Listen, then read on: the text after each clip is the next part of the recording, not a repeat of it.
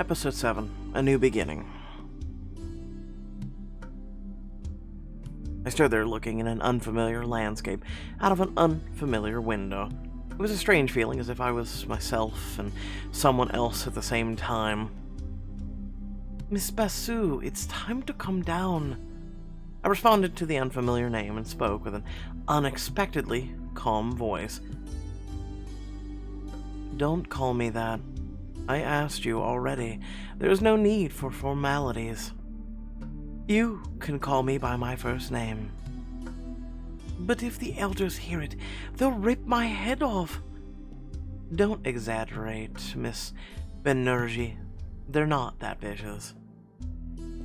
"I haven't been a Banerjee for a long time, miss. And you know they are not that vicious. Only with you. They are always kind and nice to the noble mistress, but with me, despite my good background, everything is different." I gathered in my hands the skirt of my expensive sari, heading for the door. Everything felt exactly the same as back then, in the forest during that ancient ritual. "Are they really here?" "Yes, the master wants to discuss something with you and Madame Basu." "What?" "An omen. That omen." "Really? So, they have the baby with them?" "Yes, miss, so beautiful. It's like there are two suns in the world today." "Then let's hurry. We need to sort everything out before the first puja." "If the master is in good mood, maybe he will let me hold the baby." I left the room together with a young woman I didn't know. I opened my eyes in the familiar bedroom and immediately startled. I'm back in my body. Bloody hell, I felt the same as in the forest where the primordial yajna had happened. All this must have happened in the past. The dialogues and places are too realistic to just be a dream. Another question is, why do I see all this? I washed my face, combed my hair, made myself presentable. After everything that happened last night, nothing would surprise me anymore. Raton is a deity, not a full one, but he's not a human either. I feel lonely because I can't share this with anyone. I got tired of saris over the past few days, so I rummaged through my own clothes. Interesting style. Unusual combination. Sports style.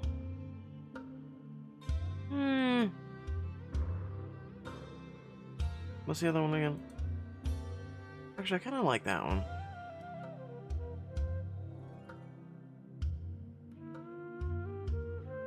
When I was ready, I went down to breakfast. After our meal, Priyanka, Kieran, and I sat in the living room. My younger brother was talking about school, and I kept glancing at the clock. I had to go to the embassy, but I didn't want to part with Kieran. I heard a crash in the house last night. Did someone fall down? Aryan and I heard it too. My younger brother looked at me questioningly. Eventually, he asked me, "Mala, are you in a hurry?" "Yes, I need to go to work soon. You saw it for yourself. I have to sort things out with the new team leader." "Will you introduce me to your colleagues?" "Let's do that another time, okay? Today is going to be a difficult day." "Fine. If you're busy, I'll just wait for you here. Or I'll go for a walk." I immediately frowned. "Alone. Don't even think about it." "Why? I'm a guy. Who would want anything from me?" "Kier, I won't tell you twice. Remember our agreement?" "I do." "You came only on the condition that you behaved yourself, right?" "Don't start. Fine, I'm not going anywhere. I'll just stay holed up in the house all day waiting for you." My brother snorted. I tried to soften my tone. "I'm not asking you to stay at home because I'm mean or something. Calcutta isn't safe, you know?" Kieran immediately perked up. "That's what your job is about, right?" Are you not investigating some kind of murder, a serial killer? Yes, he eats teenagers for breakfast. You mean well-behaved, clever teenagers just like me? Exactly. And I'm actually in danger. Priyanka tried to steer the conversation in a different direction. Let's do it this way. If Amala ends up working late, I'll look after you, and we can take a walk together. Really? Yeah, but it isn't too much trouble for you? Don't be silly. I'll be happy to show the boy around the neighborhood. The woman was smiling broadly, looking at Kieran. You just focus on your job and don't worry. I was ready to kiss Miss Cahoon. She saved me a lifetime of guilt, which would have tormented me all day. Don't work too late. I came here for a reason, to spend time with my sister. I'll be as quick as I can. I promise we'll take a walk today. I said goodbye to Karen and Priyanka, left for work.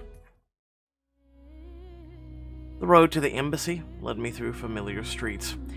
It was crowded, noisy as usual. Children were running around, and the passerbyers were chatting with each other. Everyone moved in a single stream towards the shopping area where vendors had put up their stalls. It seemed like I was the only one going in the opposite direction. I had to stop to let the group of school children pass, but someone else also stopped behind me. When I started moving again, the person behind me also started walking. I'm starting to get paranoid. But the stranger took all the same turns as me. Is she the woman in the crowd right there that keeps looking at us? Yep. After a while, I realized that they were following me for sure. It was obvious. There were only two people walking in the direction I needed, myself and the person behind me. There were fewer and fewer people on the street, and we were moving away from the shopping area. Suddenly, I noticed several owls sitting on the rooftops and watching me curiously. Again. At that moment, I turned around, or I slowed my pace. I turned around, let's see. What do you want? I decided not to wait any longer and face them directly. To my surprise, there was a woman standing behind me about 6 or 7 feet away. When I turned around, our eyes met. Her name is Priya. She has very intense eyes, a familiar face. The woman slowly moved towards me. Her pace was steady, calm. We were all alone in the street. I started to tense slightly, but suddenly I remembered who she was. Priya, right? A memory popped into my head. She was standing next to Lakshman when I was walking towards the embassy a few days ago. Yes, I remember you too. You're glowing. Glowing? Yes, it's hard not to notice. Do you want something from me, or do you need help? Tell me quickly, or I'm going to be late for work. She raised her dark eyes to the sky, thinking about something. What could I need? My friend was killed. My marriage suffocates me. It's a tough life. I'm sorry. Did she follow me to complain about her life? Can I come with you? What? I want to come with you. Where are you going? I'll come too. I took a step back. The owls turned their heads questioningly. I'm going to work. Priya looked at me intently for a long time, then she smiled. Are you scared, girl? No, but why are you following? I have nowhere to go. I want to follow you. You found your place, and I want to find mine too. What? Here, girl. In Calcutta. I turned away around awkwardly. The embassy was not far away.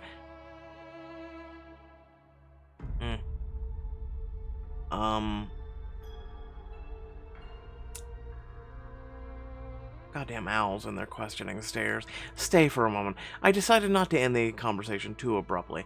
What's the matter with you? Are you afraid to go home? I have no home now. I don't want to go back there. Did your husband chase you out? He was very angry with me, so I can't go back. I smiled at her. Stay here. I'll try to call Lakshman after I finish work, and maybe he'll be able to help you. Priya stretched her lips into a smile. Lucky's good. He'll be upset when he finds out. Well then, please wait. Somewhere around here. The birds were watching closely, the sun hidden behind the clouds that didn't seem to bother them at all. I had a bad feeling, so I decided to take a different route. The recent events taught me very well how to notice all the little details and take them into account. After a while, I found myself on a nice street, not far from Killian and Lima's hotel. The neighborhood seemed very nice. They were expensive shops, people walked around in beautiful clothes, and everything was neat and tidy. I admired the shop windows while strolling on the sidewalk. But then I froze. Without knowing exactly why, I stopped in my tracks. What the... I turned my head to the side. Priya wasn't following me anymore, but I saw someone else. A tall man came out of a store straightening his sleeves. Ah. He was followed by attendants carrying shopping bags. Mr. Dubé? Amrit stopped too, then he frowned, puzzled, and turned in my direction. Amala? He signaled his people to go ahead and load the purchases into his car. Mr. Dubé came closer and looked down at me. We seem to run into each other very often lately. Is that a coincidence? I'm not stalking you, if that's what you mean. You look great for someone who's been trapped in the middle of nowhere for several days. He glanced at me appraisingly. Yes, he finds you pretty. It was a weird place. You could have warned me about what was going on there. Why? What did you find there? People who act and live strangely. Oh, that's what you mean. You never asked me if it was safe. Don't blame me for my answers just because you didn't ask me the right questions. I couldn't stop you. What right do I have? Thank you. I had many interesting experiences there. Such as? I've been assaulted. I have many strange walks in the forest. He interrupted me. Assaulted? Yes, by some crazy guy. Did he touch you? Do you remember his name? Who is he? I looked at the man in surprise. He shook his head. Forget it. Amrit seemed displeased about something, but he quickly pulled himself together. The Brahmin said that nothing happens in Calcutta without the Dubé family knowing about it, and they are to blame for the diplomat's murder. But what exactly did they do? Pointed at him and someone took him out, or did they take care of it themselves? Mr. Dubé, can I ask you something? Of course. Since we met here by some miracle, there must be a purpose to all this. You know that what my task force is investigating, right? I'm told there's not a thing that goes on in the city without you knowing about it. I do know. And you were aware of our diplomat conducting his business here? I was. How likely is it you are aware of his fate? He smiled, not smugly, but in a sincere, genuine way. You're good. Interesting train of thought, Amala. Why don't you think it's the fault of the ritual killers? I hesitated a little, but we were on a busy street, and it was unlikely that Amrit was going to try and harm me. I do think that, but it seems to me that there might be several people pulling strings, and one of them could be you. You're incredibly straightforward. The man took another step closer. I made an effort not to move back and calmly looked up at him. You're right, I know. And influence a lot. But I wonder, are you so hungry for the truth because it's your own desire, or just because you are at the beck and call of a foreign country? I'm asking as myself. I'm not doing it for any country. Good. Let's put that to the test, then. Do you want answers? Come to Calicut Garden. Wouldn't it be more pleasant for us to talk in a calmer, quieter place? Do you think I'll trust you? Just like that? You trusted Vaish quite quickly. Did he prove worthy of your trust? Amrit said that they were colleagues, but does he know the whole truth about Rattan? Dubé himself is not a deity. Rattan said that there's no one else like him. Rattan told me a lot. I don't think it was a mistake to trust him. You shouldn't be scared of me either, then. I promise I won't eat you. I'm not scared. I feel something else for you. Why on earth would I come there?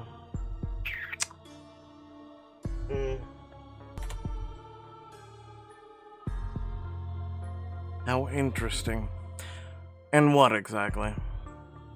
Curiosity?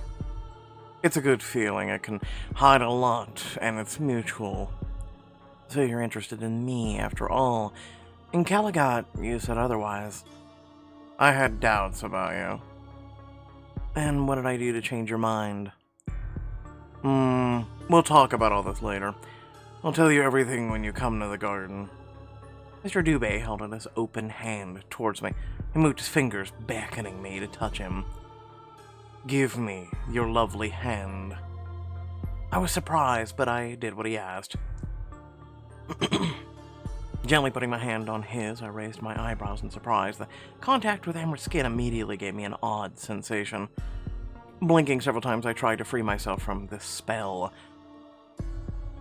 Can you feel it? The blood pulsing through our veins, mine and yours.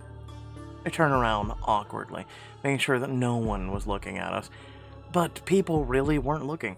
Actually, they seemed to be actively trying to look away. The strange warmth spread within me didn't stop. What is it? Can you feel it too? Yes. In the moment before I met you. Me too, but why? Is it something chemical, or... He laughed, letting go of my hand. The sooner you stop making up stupid excuses, the better it will be for us. What's the reason, then? Magic? I also felt something odd moments before I met you.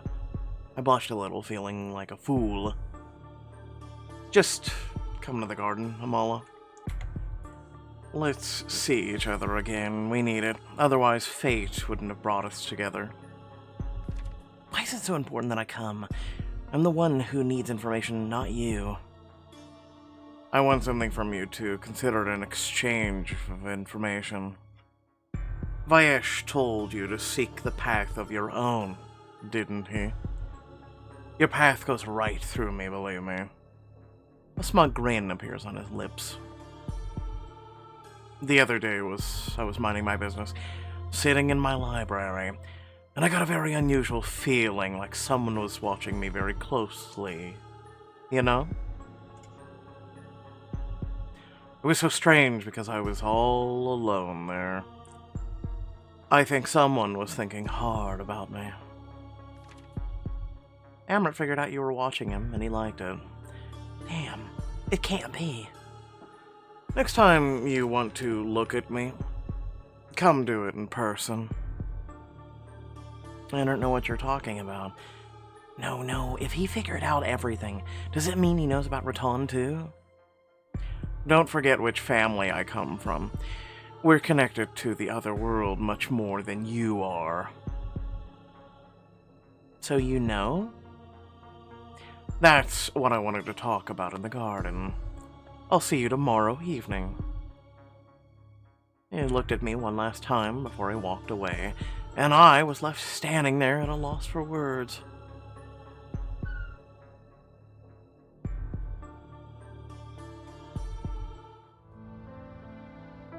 But I didn't really have time. I was running late, so I hurried to the embassy, mulling over my conversation with Mr. Dubé. When Lima, Killian, and I got to the embassy cafeteria, Gabriel Grant was already waiting for us. Leaning his hip against the bar counter, he was drinking coffee. Finally. We're not late. Despite the fact that we had arrived on time, Gabriel looked like he had been waiting for ages and was dead tired. Grab a coffee, if you want. Let's go to my office. We'll discuss everything there. The new team leader left the cafeteria, and after a short while, we followed him. Leaning against his desk this time, Grant crossed his arms over his chest. Liam and I sat down on the couch while Killian sat in an armchair. He spoke first. If you read the files, what conclusions did you draw? Gabriel's eyes momentarily swept over the folder on the table. Yes, I've read it all. Who recorded the progress on the case? It's a mess. Mr. Rose did. What did he write? Lima's tone was sympathetically cold. Grant looked at her without betraying any expression. All sorts of things. I got the gist, but I didn't understand who was doing what during your investigation. I apologize, my voice is kind of being bleh today. Who's been in charge of the investigation after Emmerich death? I was. Ah, Miss Khan. He looked at me appraisingly. I understand that you have no experience in such matters, but I will ask you anyway. Why didn't you put the documents in order when you became the team leader? No one can read your mind and find out all the details of the case. Your task was to document everything clearly so that someone, me, for example, wouldn't have to get through the chaotic and illegible documents. Lima grinned, sipping her coffee. The next time you go out, take a notebook and a pen and write down everything you see. There are so many fascinating things happening at crime scenes in Calcutta. Naked, mutilated corpses, severed heads, branded numbers, and an ancient language, symbols smeared in blood. Just write it all down in detail so that everyone can figure it out properly later. Are you trying to be sarcastic? How unlike you. They're arguing. Maybe some feelings are still alive. God, why don't you start throwing punches while you're at it?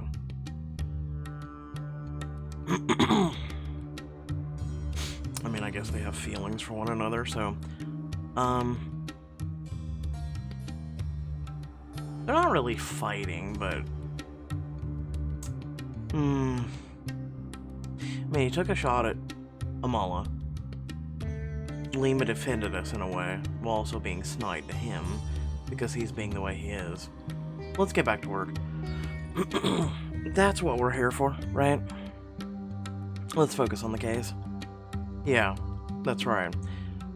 We didn't have a chance to fill in the paperwork properly because too much has been happening, and it's not clear how to explain and describe what's going on. What do you mean?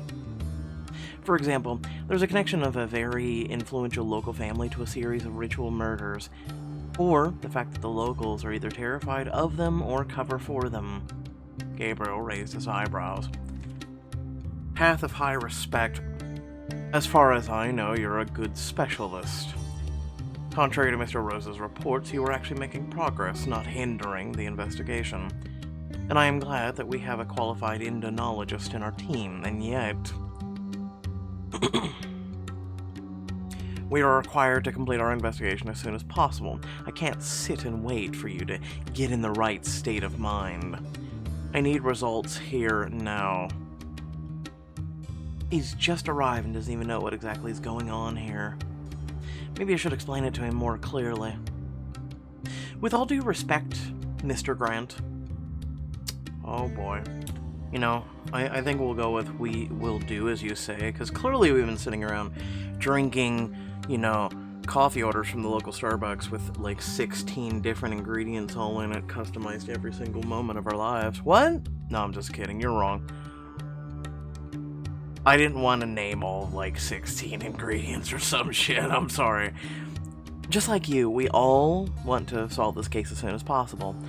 But here, everything is much more complicated than you think.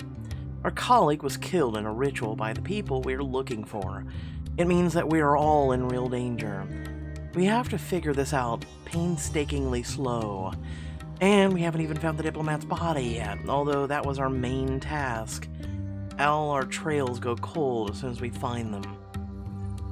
We'll be glad if you quickly shed some light on what's wrong with our work, but I'm afraid it will be very difficult. Difficult, not impossible. Well, then let's all do our best. We'll fill you in, and you will draw your own conclusions. Fine by me.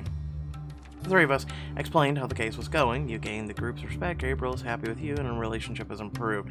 How we came to this or that conclusion, what we saw, where, and with whom we talked.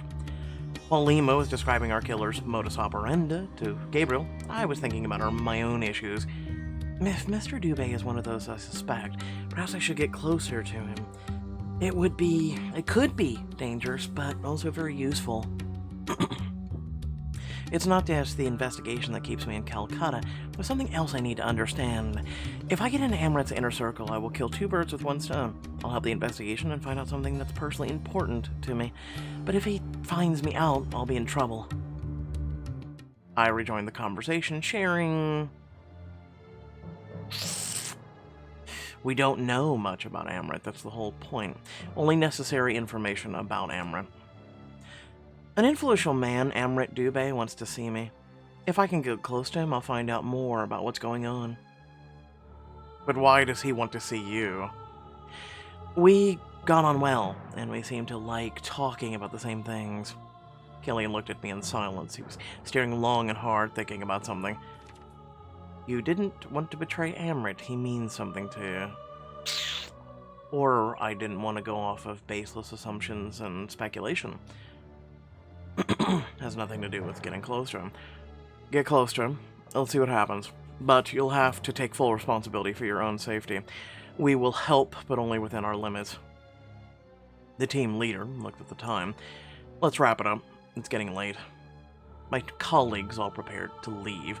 Avoid taking the case or talking about the case with the locals. Don't trust anyone at all. When I was about to leave the embassy, Gabriel called out to me. Amala. Yes, Mr. Grant. Killian and Lima exchanged glances, but continued walking so as not to eavesdrop on our conversation. I wanted to say that I don't agree with Mr. Rose. You didn't seem so disrespectful to me today. Not impressive, sure, but disrespectful, not really. Wow. Thanks for that, I guess. It wasn't a compliment, just a conclusion. I had issues with the previous team leader. He didn't seem to care about the investigation at all. It's not about me being disrespectful. He was the kind of person who just wanted to be done with it no matter the result. And what makes you think I'm not the same? I can't know for sure, of course, but I'd like to think it's not the case. Lima told me you're a professional. Gabriel was slightly taken aback and raised his eyebrows, and he shook his head. Did she really say that, even after everything that happened? Grant immediately stopped himself from saying anything else. Am I keeping you? If you're in a hurry, you can go. I could stay a little longer to get to know him better, or I could hurry home. Yeah, I can stay. This chapter has a lot of diamond choices, I'm gonna be real. It'd be really interesting to hear. What, exactly? What happened between you two? Since you were so surprised by Lima's kind words. It's a personal matter, especially since it doesn't concern only me, but also her. Whatever happened in the past, I do respect her. That's very commendable.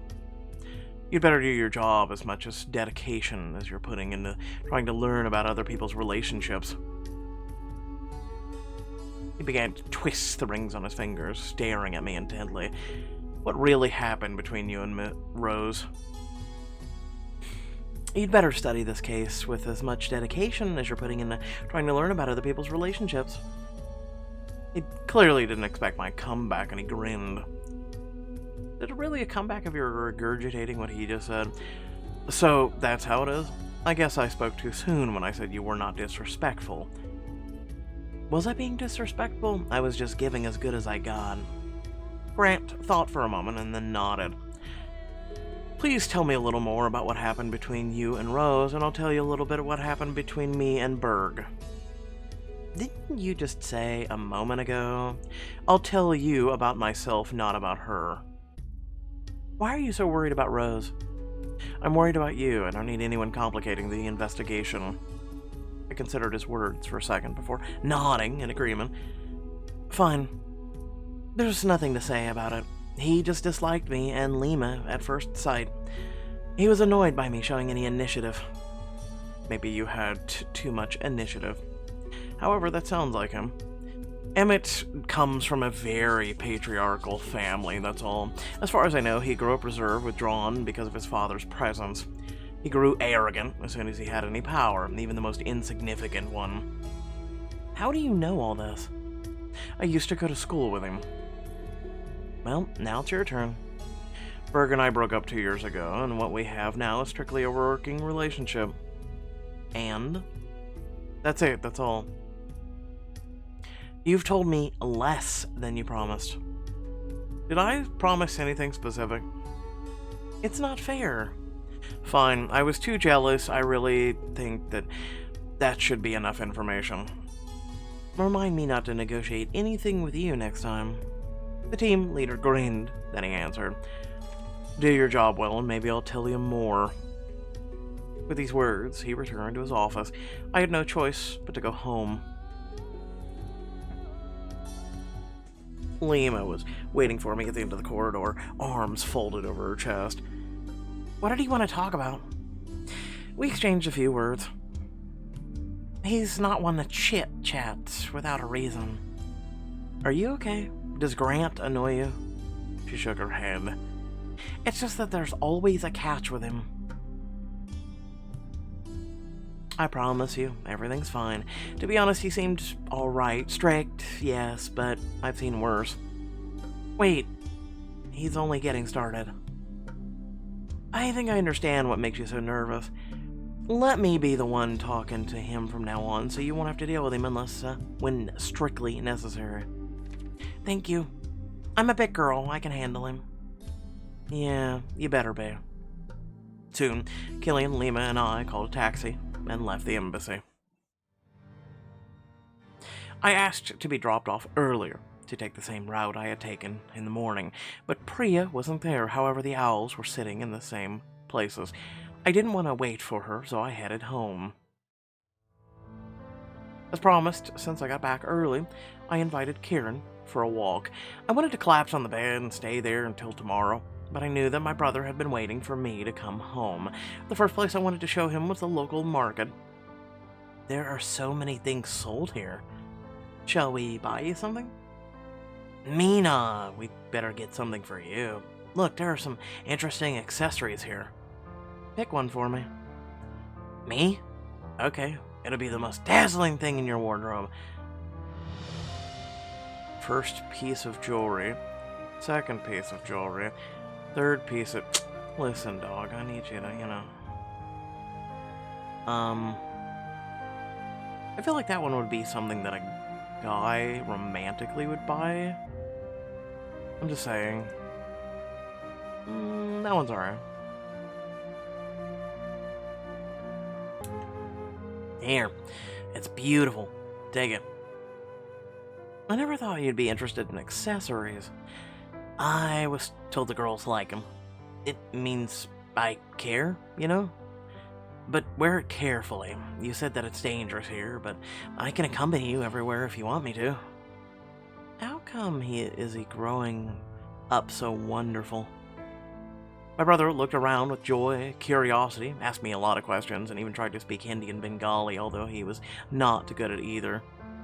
He's a child, he can learn just like you did. With him, I finally felt relaxed, forgetting about work for a moment. A policeman stopped at the jewelry stall, and I immediately recognized him. It was the Lakshman. I'm getting a deja vu. We just met like this before. He also recognized me, nodding. Miss Khan, buying jewelry? I couldn't do it last time, thanks to your doing. I was demoted, my salary was cut. But I still scraped together enough money to treat my wife with at least something simple. Well, I apologize, I didn't know Mr. Rose would be a D-bag. I turned to Karen. This is, a friend of mine. I'll have a few words with him, okay? Sure, go ahead. My brother nodded to Lakshman, and I suddenly remembered Priya. You know there's a woman in trouble earlier. You know her. I think she needs your help. Who are you talking about? Her name is Priya. I think she had a fight with her husband, and she has nowhere to go. Priya? When was she looking for me? This morning? The policeman looked at me doubtfully as if speaking another language. He frowned. You must be mistaken, miss. Why? I talked to her just a few hours ago. You're probably talking about someone else. Priya was killed a few days ago. I stopped abruptly. Kieran noticed a change in my face. He touched my hand. Hey, is everything okay? Yes, it's all fine. I turned to Lakshman, who looked tense. Killed? Who did it? Her own husband strangled her. She didn't want to sell herself anymore. It's difficult to hold him accountable for this. Dowry cases are always complicated. His brother was never convicted, although he did the same thing to his own wife. But how is this possible? There was an owl sitting on one of the canopies over the stalls. It fluttered its wings, looking at us. Lakshman narrowed his eyes at it. Someone's days are numbered, not mine, hopefully. What are you talking about? It's the second day in a row I've seen owls. They are messengers of death. Where they are, death follows. So which woman were you talking about? Who needs my help? Oh, never mind. I think I must have gotten confused. I smiled at him, said goodbye, and took Kieran home. My brother was not at all pleased to leave so early, but I couldn't think about anything else. I apathetically picked up my dinner, then went upstairs to my bedroom and locked myself in. Priya died. She was strangled. But I saw her with my own eyes today. I could have sworn it was her. If it's true that she was acting and looking strange. And she was following you, and no one else seemed to have noticed her. Sitting on my bed in the dark, I folded my legs underneath me. I was scared and anxious. Owls flocked to the smell of death, the hoots appearing more and more frequently. A shadow flickered on one of the walls. I tensed up. It smells of jasmine and incense. Ratan? A tall figure came out of the darkness. The moonlight fell on his handsome face. I'm here. You scared me. What are you doing here? Awkwardly getting out of the bed, I felt glad that I hadn't changed into my pajamas just yet. I came to check on you. I wanted to know if you were okay. I knew you weren't sleeping. Were you watching me? No, I never do such things. I sank back onto the bed, beckoning Ratan with my finger. He sat down next to me. I think I saw a dead person today. Who was it? A woman. She was killed a few days ago, but today she talked to me. She is drawn to you, as are the Bahoots. What did the dead want from me? Priya was friendly. She didn't mean me any harm. Priya. Yes, she was strangled. You see the dead as clearly as you see the living. You look at them, not through them. That's why they're drawn to you, especially the Bahoots, who are eager to be noticed after their cruel death. And Priya? She doesn't mean you any harm. Since her soul was not defiled by rituals, normal deaths don't turn people into Bahoots. What does she want then? If she was stalking you, then she will come back soon and tell you herself. Come back? Yes, but you have my mark on you. Nothing will happen. I promise. He said that a dead woman will come back to me as soon, while asking me not to be afraid. I'm already afraid. You know, when I first met you, I felt something inside. The same thing happened with Amrit Dubé, and more than once. What could it mean? You're connected. How? You'll find out soon enough. Have you started dreaming about the events of the past? What? How do you... You'll find out soon. I have to go, and you have to get some rest, Amala. Ratan got up, glancing at me before leaving. If you want to meet again, call me. I'm afraid we won't be able to see each other for work anymore. Dubé knows where the diplomat's body is. Ask him tomorrow. And then, after closing the investigation, you can consider your work responsibilities over. Shortly after, Ratan disappeared into the darkness, and I was left alone again. Only a few moments later, a shadow twitched on the wall again. Ratan? It was motionless, small. Who's there? A shadow moved. The silhouette stepped out of the darkness.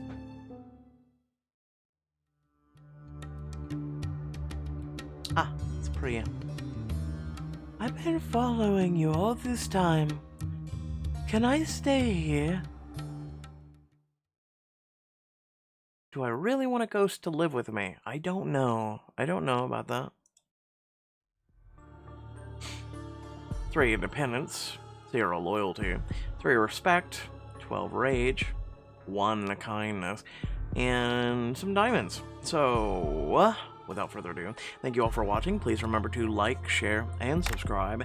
Head down the description, plenty of things to check out there, ways to support and whatnot, and also ways to become an intricate part of this community.